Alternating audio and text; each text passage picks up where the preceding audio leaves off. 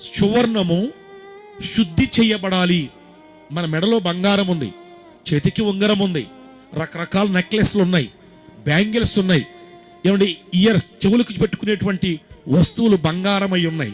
మీకు మాట చెప్పనా, ఆ బంగారాన్ని చూసుకుని, ఆ మోడల్స్ చూసుకుని, ఆ వస్తువును చూసుకుని ఎంతో మురుసుకుంటాం. ఓ డిఫరెంట్ మోడల్ అండి, ఎంత బాగుందో అంటాం.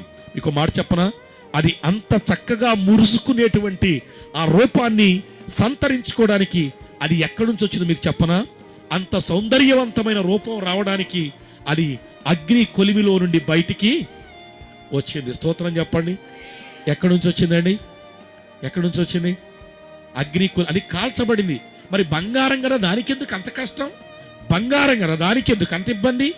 బంగారం కదా, అది కాల్చబడటం ఏంటంటే, శోధించబడిన మీదట మనము సువర్ణముగా మారతామని నా యేసయ్య కొన్ని శోధనలు మీ జీవితంలో పెట్టాడు.